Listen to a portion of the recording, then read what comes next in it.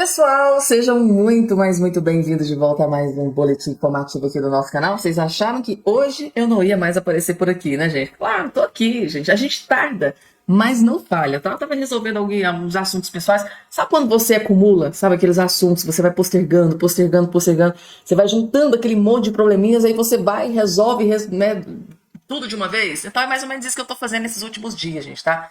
Às vezes eu dou uma, freadinha aqui nos vídeos, aí, ao invés de postar 5, 4, posto 3 vídeos. Às vezes eu posto 4 vídeos, às vezes posto 2, mas é porque eu tô resolvendo aí alguns probleminhas pessoais. Mas pode ficar tranquilo, gente, tá? Diariamente, todo santo dia, vou estar aqui trazendo informação atualizadíssima aqui para todos vocês, né? Mesmo que seja um pouquinho mais tarde, mas eu vou trazer informação aqui para todos vocês, que é o que eu estou fazendo aqui nesse vídeo a partir de agora. Muita gente estava indo lá no direct, né, no Instagram, perguntando: e aí, Fabiana, vai ter notícia hoje? Tem informação hoje? Claro que tem, gente, tá?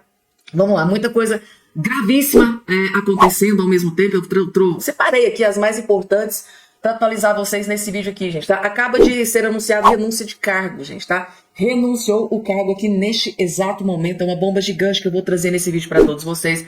O Donald Trump acaba de tomar uma medida, gente, que tá tocando terror, tá? Atingiu em cheio, né, aqui o Brasil. Vocês vão entender toda essa informação que eu vou explicar para vocês em todos os detalhes. E o Alexandre de Moraes, gente, tá? Uma bomba gigante. Acaba de explodir no colo de Alexandre de Moraes, que eu vou explicar também todos os detalhes aqui para todos vocês. Assim, além dessas outras informações, vou trazer tudo de forma rápida, breve e bem objetiva, né? Sei que vocês não têm muito tempo a perder, já vi um pouquinho tarde aqui, mas então vou trazer tudo de forma bem compacta aqui para todos vocês. Só, por favor, não esqueça de se inscrever no canal, ativar o sininho das notificações e compartilhar o vídeo o máximo possível que vocês puderem. Vamos lá, logo aqui dando próxima informação na tela, gente. Como eu sei que essa notícia não vai passar no Jornal Nacional, eu vamos expor aqui no canal. Vejam só, lascou, né? Em crise, Correios atrasam salários de funcionários. Será? Você que tá do outro lado do estilo, vocês acham que essa notícia aqui, né, vai aparecer no Jornal Nacional? Afinal de contas, é uma notícia que destrói, mostra, né, o fracasso desse desgoverno Lula. Assistam para vocês verem o quanto Lula está salvando o Brasil. Não foi isso que ele prometeu? Que o eleitor desse um voto de confiança porque ele ia voltar para salvar o Brasil? Veja só o quanto Lula está salvando o Brasil. O sindicato que representa os funcionários dos Correios entrou com uma ação na justiça contra a estatal por causa do atraso de pagamento de salários. Mesmo com os prejuízos bilionários registrados nos últimos 3 anos, houve um aumento com os gastos com diretores da empresa. Com salários atrasados, principalmente em São Paulo, funcionários dos Correios encaminharam um ofício à direção da estatal, cobrando uma solução. Na contramão, segundo dados disponíveis no site dos Correios, a despesa da estatal com seus dirigentes, 6 diretores e um presidente, passou de quase 6 milhões em 2022 para mais de 8 milhões em 2023, um aumento de 38%, enquanto a inflação no período foi de 4,62%. Em nota, os Correios disseram que não houve aumento de 38% nos gastos dos dirigentes, como mostra o site da própria empresa. Segundo a estatal, a diferença nas despesas aconteceu porque houve, em 2023, o pagamento em remuneração compensatória para ex-dirigentes que ocuparam cargos na empresa até 2022. Sobre os salários atrasados, os Correios afirmaram que dados bancários desatualizados causaram o não pagamento. Eu acho engraçado, né, que eles, para se resguardar, eles vão lá e dizem: não, esse dado que está aqui no próprio site é uma fake news, é uma mentira. Ou seja, não, calma que não tem nada disso acontecendo. A informação está dentro do site, divulgado para quem quiser assistir, para quem quiser ver. Mas não, gente, tá? Eles fazem de tudo para tentar livrar a cara do Lula. Afinal de contas, o Lula quer se reeleger em 2026, né? Impressionante. Próxima informação aqui na tela, gente. Daqui a pouco uma notícia. Mais uma bomba! Donald Trump não tá pra brincadeira. O presidente americano assinou um decreto que impôs punições ao Tribunal Penal Internacional, nada menos do que ele, por conta de investigações contra americanos e aliados seus, especialmente Israel. A pergunta agora é: o nosso Supremo Tribunal Federal vai ser o próximo tribunal a ser punido? Moraes será o próximo? Pessoal, ontem eu publiquei um vídeo aqui no canal analisando a notícia bombástica de que o governo Lula já avisou o STF, já avisou Alexandre de Moraes para não viajarem mais aos Estados Unidos. Porque o risco do Moraes ser preso por lá existe, é real, o que foi aí uma das melhores notícias que a gente teve nos últimos tempos. Eu vou deixar esse vídeo para você na tela no final e também na descrição para você conferir depois, mas além dessa possibilidade de prisão de Moraes, agora bastante concreta, o Donald Trump ele pode punir o ministro por seus abusos de várias outras formas, e o Trump já começou a usar essas outras formas contra um outro tribunal no cenário internacional. Um tribunal extremamente poderoso que é o Tribunal Penal Internacional, que eu vou chamar aqui pela abreviação TPI, de Tribunal Penal Internacional. E isso está fechando cada vez mais o cerco contra o nosso Supremo Tribunal Federal, contra Alexandre de Moraes, como eu vou mostrar para vocês agora nesse vídeo. Então fica aqui comigo até o final que eu vou mostrar para você 3 coisas. Primeiro, que punição que foi essa que o Trump impôs ao Tribunal Penal Internacional? 2, como o Moraes pode ser o próximo, o nosso Supremo pode ser o próximo. E 3, lá no final eu vou revelar para vocês como que o poder dos Estados Unidos é tão grande que para atingir seus objetivos eles têm até lei autorizando até mesmo o uso da força para invadir um outro país. Bora então começar aqui lendo comigo a matéria do Poder 360. Vamos aí direto ao ponto. Trump impõe sanções contra o Tribunal Penal Internacional. Tá aí. Trump assinou nessa última quinta-feira um decreto que impôs sanções ao Tribunal Penal Internacional, ao TPI, por investigações envolvendo cidadãos norte-americanos e aliados, incluindo Israel. A medida responde a ações recentes do TPI, que emitiu mandados de prisão contra figuras israelenses proeminentes acusadas de crime de guerra. O decreto também estabelece sanções financeiras e restrições de visto contra indivíduos ligados às investigações. Gente, olha só que interessante. O Trump, então, tomou uma decisão gravíssima em relação a um tribunal muito poderoso, que é o TPI. E quais sanções que ele impôs? Restrições de viagem, como cassação de vistos dos membros do tribunal, dos seus familiares, e também sanções econômicas. Tudo por conta de uma investigação do TPI contra autoridades israelenses. Ou seja, não foi nem por algo que o TPI fez contra cidadãos americanos. E ele fez tudo isso por Israel, um dos aliados mais importantes dos Estados Unidos. Imagine então o que o Trump não fará para proteger os cidadãos americanos. E vamos lembrar que ele fez isso contra o TPI, que é um tribunal poderosíssimo, que pode até mesmo vir a julgar o Trump no futuro. O que não pode fazer então ele com um tribunal qualquer de um país em desenvolvimento como o STF. Veja então que o STF não é tão supremo assim, né?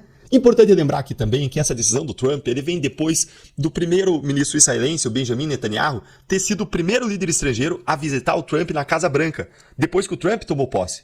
Então, possivelmente, essa decisão aí do Trump ocorreu depois de um pedido de reação feito por Israel. Imagina então que o Trump já não poderia ter feito se o Bolsonaro tivesse sido autorizado a viajar lá para a posse do Trump e ter encontrado o presidente americano. Poderia estar havendo uma reação agora em relação ao Brasil nesse momento. E aí fica a pergunta.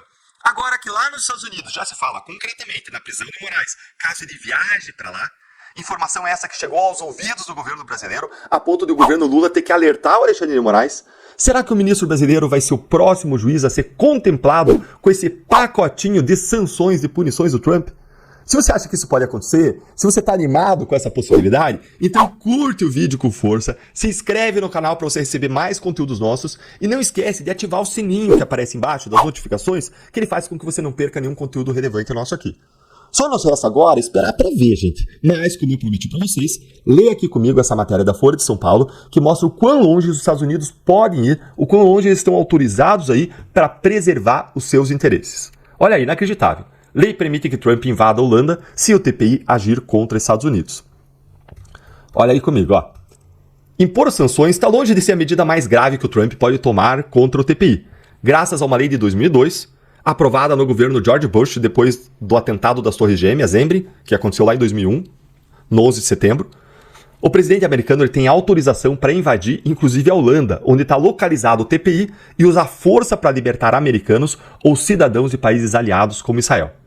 A legislação tem o nome oficial de Lei de Proteção dos Militares Americanos, mas é popularmente conhecido como Lei para Invadir a Haia.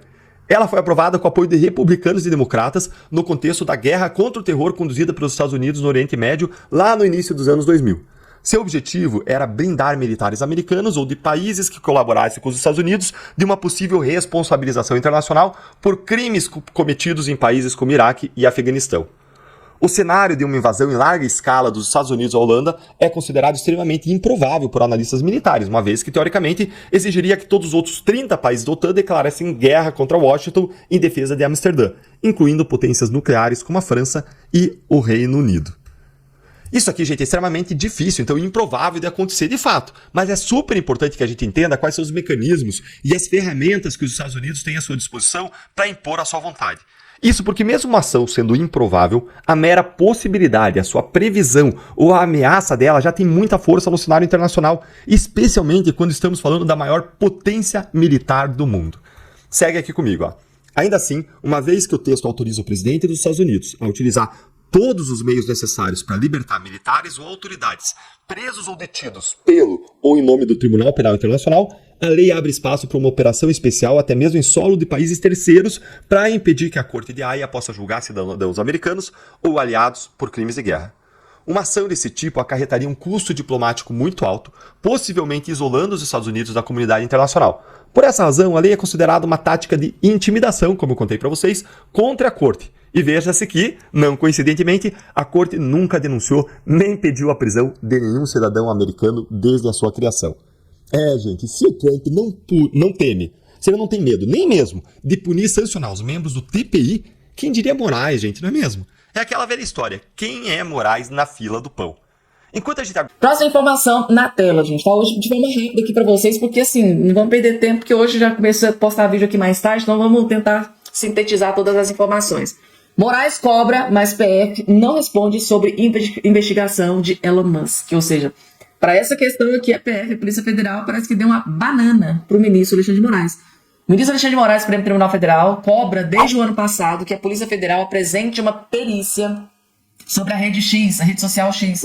A medida foi determinada por ele em setembro de 2024, como parte da investigação aberta no STF contra o empresário americano Elon Musk, gente, tá? É aquela guerra, né, entre o Alexandre de Moraes e o Elon Musk que perdura, né, até os dias de hoje. O que aconteceu, né? A PF recebeu a ordem no dia 9 de setembro de 2024. A determinação partiu de Moraes, que atendeu a um pedido do PGR, Procurador-Geral da República, para investigar, para que investigadores checassem as justificativas apresentadas pela empresa X Supremo sobre lives e outras publicações feitas no perfis bolsonaristas que foram bloqueadas por Moraes na investigação sobre ilícitos digitais no ano passado. Até hoje, porém, não teve uma resposta. O ministro reforçou o pedido em novembro do ano passado. Em 3 de fevereiro deste ano, a STF emitiu uma certidão atestando que nenhuma resposta à determinação foi apresentada.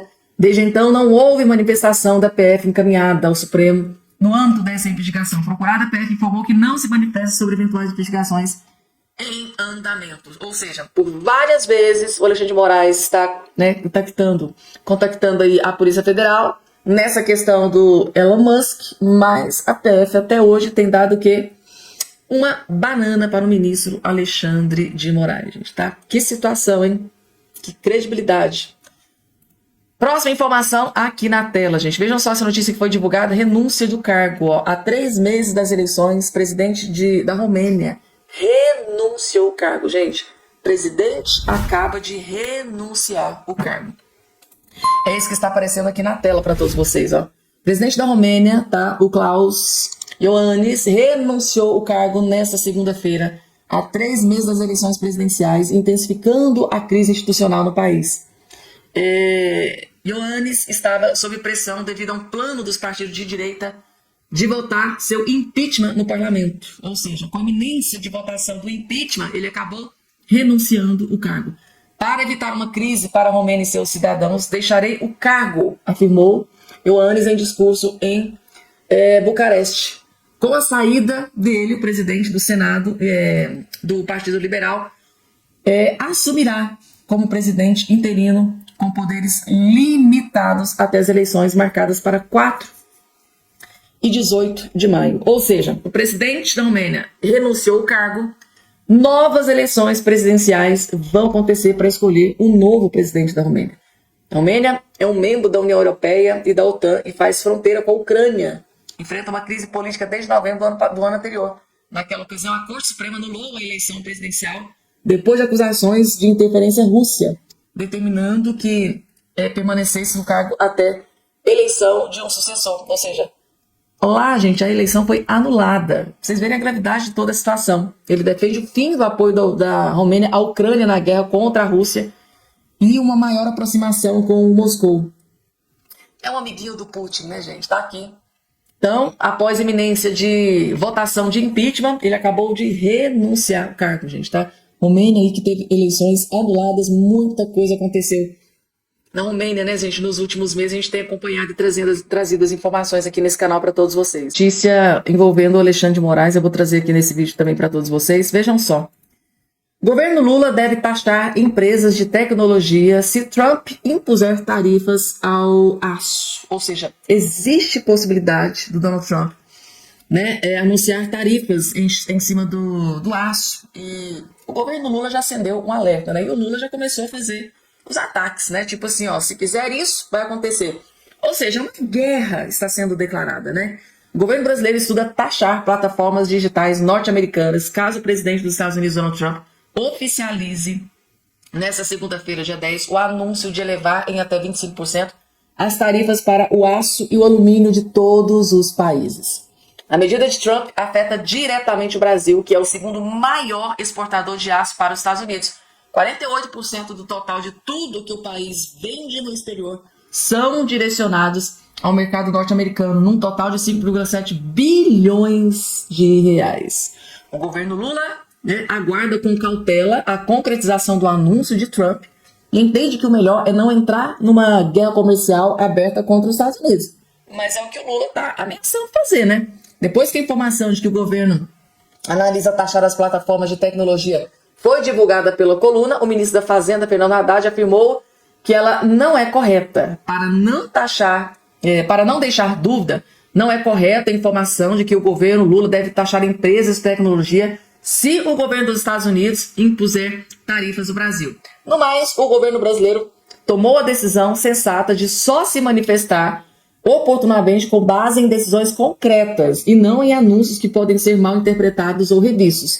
Vamos aguardar a orientação do presidente Lula, afirmou ele. Por outro lado, não será possível, de acordo com integrantes do governo, simplesmente fingir que nada está acontecendo. E uma resposta deve ser dada. A taxação das plataformas, conhecida como Digital Techs, né, as Big Techs, teria diversas vantagens sobre qualquer outra medida, né, afirma uma autoridade do governo brasileiro. A primeira delas, não seria algo improvisado, pois a adoção da taxa sobre as plataformas já vem sendo debatida na Organização para a Cooperação de Desenvolvimento Econômico, e alguns países, como o Canadá, já avançaram em sua implementação. Resumindo aqui para todos vocês, saiu a notícia, né, de que o governo Lula vai devolver na mesma moeda, né? Se taxar o aço aqui no Brasil, nós vamos taxar as Big Techs, as empresas de tecnologias dos Estados Unidos. Aí, como essa notícia explodiu nas principais manchetes aqui no Brasil, o Haddad veio e tentou amenizar a situação para não criar aquela crise, aquele conflito internacional. Calma, gente, tá? Por enquanto a gente está só pensando em fazer. Mas para fazer, primeiro nós vamos ter que ter a confirmação concreta de que realmente, né, o aço será taxado no Brasil. Nos Estados Unidos, aí é que o governo Lula, vai para cima com tudo do Donald Trump. E com certeza o Donald Trump... Gente, é briga de cachorro grande, tá? Resumindo aqui para todos vocês. O Donald Trump tá cumprindo todas as suas promessas de campanha, completamente ao contrário do Lula aqui no Brasil, que não tá cumprindo praticamente nada. Está cumprindo com as suas promessas de campanha e quer melhorias para o seu povo, aqueles eleitores, ele quer governar para os americanos. O Lula não, né? De vez em quando ele governa, né? Venezuela, Cuba, muito dinheiro, né? O PT, principalmente, muito dinheiro do Brasil, né? Indo para fora do Brasil. O Brasil aí, praticamente, às mínguas, né? Mas nos governos do PT, a prioridade não é só melhorias, né? Para o eleitor brasileiro. Quando eu tive acesso aqui a esse vídeo, eu pensei, gente do céu, quanta informação em apenas um vídeo, gente, tá? Assistam esse vídeo, gente, do início até o fim, que eu prometo para vocês que vai valer a pena cada segundo da sua atenção.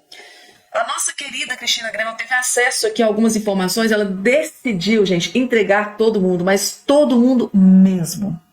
E vocês não fazem ideia do que está prestes a acontecer. Só assistam, gente, tá? Que vocês vão entender de uma vez por todas absolutamente tudo. Vejam só. Falando sobre a visita da OEA e da Comissão Interamericana de Direitos Humanos ao Brasil. Quando essa censura, especificamente a censura e a perseguição a quem pensa diferente do partido ou do político, ou dos políticos que a turma do judiciário apoia, começou a ser perseguida, né? A gente está falando aqui do espectro político da direita. Isso foi lá para 2019, com aquele primeiro episódio de censura da revista Cruzoé e do site O Antagonista, quando a Lava Jato chegou na porta da STF e a Cruzoé colocou aquela capa que dizia que, segundo Marcelo Odebrecht, empreiteiro preso na Lava Jato, corrupto, né, adepto da corrupção do PT, capitaneado por Lula na época e por outros petistas, envolvendo as empresas estatais. A lista, segundo Marcelo Odebrecht, a lista de apelidos ali se referia a políticos ligados ao PT ou a partidos ligados ao PT. E ele dava nome aos bois, porque essa era parte da delação dele, que foi de livre e espontânea vontade, é bom relembrar isso. E ele falava que o amigo do meu pai era Dias Toffoli. Essa foi a capa da revista que começou toda a censura no Brasil. Por quê? Porque Marcelo Odebrecht é filho de Emílio Odebrecht, os dois estavam envolvidos na Lava Jato, Odebrecht é o pai dele, é o Emílio, né? O amigo do pai é Lula e o amigo do meu pai, Dias Toffoli. Essa foi a capa da revista que foi censurada, a revista foi censurada, o site, o antagonista que é ligado à revista foi censurado, os jornalistas foram obrigados a prestar esclarecimento, só que o barulho na época foi tão grande que eles liberaram a revista para voltar a circular, não a matéria. A matéria já tinha vazado por outros veículos, enfim, a verdade ela caminha com pernas próprias, né? E aí depois veio toda a perseguição. Aliás, já tinha começado a perseguição a Alan dos Santos, mas o episódio mais grave que startou o famigerado inquérito das fake news foi da revista Cruzeiro. Alan dos Santos teve uma redação fechada, teve que demitir 70 jornalistas, era um veículo de imprensa importantíssimo, considerável. Ele próprio se exilou nos Estados Unidos, nós sabemos tudo o que aconteceu, e aí veio de forma desenfreada a perseguição a jornalistas. E isso culminou depois no processo eleitoral no ano, né, eleitoral, com a descondenação do Lula pelo próprio tribunal que implantou a censura no Brasil, o STF, a reabilitação dos direitos políticos dele, todo o desmonte da Lava Jato, libertação de todos os corruptos confessos, né? Inclusive devolução de dinheiro que eles tinham entregue de volta ao erário por conta própria, em acordo de leniência e de delação premiada. Lula é o tirano junto com os ministros tiranos que ele mesmo e sua sucessora Dilma colocaram no STF. A gente precisa dizer com todas as letras. E se a gente vem colocando a cara a tapa pela verdade há anos e sofrendo perseguições, represálias, acusações, cancelamentos, difamações por essa extrema esquerda maldita há anos, por que não diríamos agora justamente nesse momento crucial? Quem está trazendo quem está fazendo com que a OEA finalmente venha são os inúmeros advogados, jornalistas, presos e perseguidos políticos que vêm há anos denunciando lá nos Estados Unidos e na Europa as violações aos direitos humanos aqui no Brasil, não só para a OEA, a Organização dos Estados Americanos, que agora manda esse representante, como para outras entidades internacionais que deveriam defender o respeito aos direitos humanos e a liberdade de expressão pelo mundo, e liberdade de imprensa incluída também. Mas olha como tudo isso que você mencionou está interligado. Eles estão morrendo de medo, porque vai acontecer, Pitoli. É o que eu disse no início do meu comentário. A gente gostaria que fosse muito rápido, mas não é assim que as coisas acontecem. É lentamente, passo a passo, mas vai acontecer. O quê? O fim da censura, o restabelecimento do Estado de Direito no Brasil e a punição e prisão dos tiranos. Eles são abusadores de autoridade, eles vão parar na cadeia, porque assim está previsto na lei brasileira. Lei que, aliás, toda essa corja que promoveu a perseguição ajudou a aprovar. Mas depois eles usaram na época eles queriam usar contra os juízes e os procuradores da Lava Jato, em certa parte conseguiram iniciar uma perseguição ali, mas a perseguição mais voraz veio depois que eles descondenaram Lula e o levaram de volta à cena do crime para usar a frase tão bem dita pelo atual vice, na época em que ele era adversário do Lula em 2018.